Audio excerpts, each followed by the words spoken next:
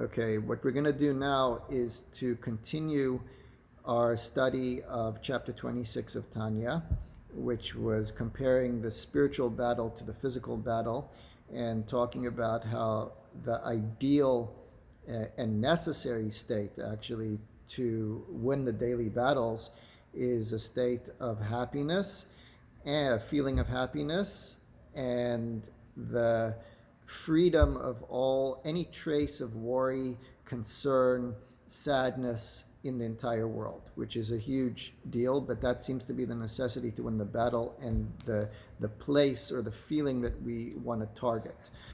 Of course, the opposite extreme is sadness, which instead of an open heart and a feeling of life and energy and lightness is a constricted state and a dullness and so forth. So that was what he said last time. And now he brings a verse in Mishlei, which is Proverbs chapter 14, verse 23, and it says, B'chol etzev yiyeh moiseh, that in all sadness there is profit. So that seems to be a direct contradiction, because we're here pushing the idea that you have to get to this happy state of mind and lightness, and it's so vital to win the daily battle that everybody faces, the internal resistance, and get the job done. You need to be in a state of sadness, otherwise a person will fall, like in the physical analogy. And here you can find a scriptural support to say, but wait a second, there is some sadness that may be profitable.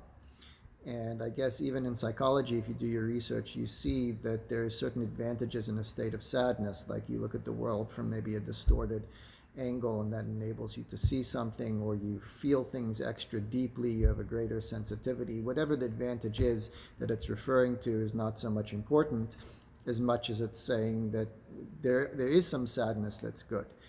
And he therefore clarifies, in the adrabah, meloshen ze mashma, from the wording itself, if you research the meaning of this verse, you'll see that what's implied is sha'etzev mitzad atzmai, that the sadness itself, ein boi maila, has no advantage, rak, only shiagiva yavai mimena eza yisrain, that something good comes out of it. So if you're looking and speaking about the motion itself, the motion's always negative.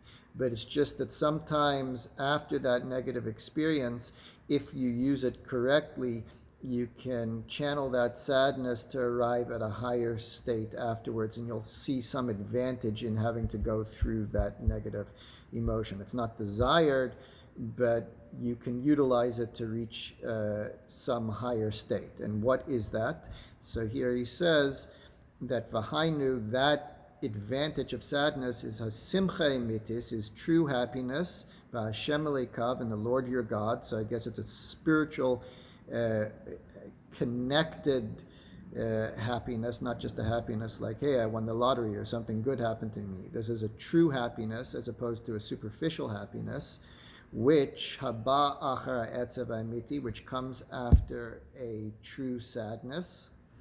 So here's another cause and effect. We have kind of four emotions here, I guess you could say.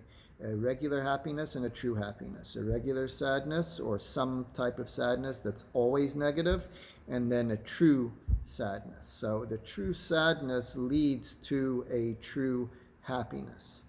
So what is the true sadness? So at this point, there is a differentiation between what we may call depression, or a sadness that is a numb feeling. It's like a dead heart. The person is completely in a state where they're disconnected from God, disconnected from their purpose. It's the most undesirable feeling that a person can have, and that type of feeling, that type of sadness, you have to do whatever you can to get away from, which you'll address later. But there's another type of sadness which can be profitable, and that type of true sadness has life to it. It's an emotion that has some type of bite and vitality, and if it's channeled properly after the fact, you can actually reach a higher level of happiness than you would have been able to reach otherwise. So that type of sadness, which he pinpoints here, is not a sadness about something that happened to you. That's a sadness about something that's more related to the type of person you are. So we can maybe say there's two general types of sadness. There's a sadness that I don't like an event that happened out of my control. Either it's a financial issue or a health issue or something physical. Something's causing me some type of suffering that's unrelated. It just like happened to me. Then there's another type of sadness which is not about what happened to me, it's about what I did. And that comes with all these emotions of regret and guilt that may be bothering a person, because we walk around and on whatever level, conscious or subconscious, we are aware of our shortcomings and the mistakes that we made. And that could be bothering a person. You don't want to be thinking about that and dwelling on it, and you don't want to have that even brewing beneath the surface. So what he says here is that's a more true like sadness, but it needs to be that true sadness needs to be le'itim mezumanim, felt or directed at set times, like this is the time that I channel that emotion, but the rest of the time I'm not thinking about it. Alaveinaisav, about your mistakes, b'mar nafshay, with a bitter soul. So bitterness, anytime you're talking about bitterness, that emotion at least has some power to it.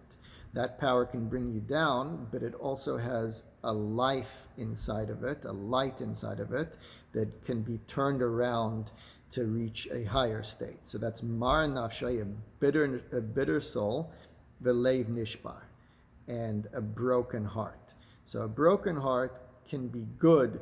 You have depression is not really a broken heart. It's kind of you're removed. You're not feeling. It's a lack of vitality, a lack of feeling, and that's definitely something that's negative.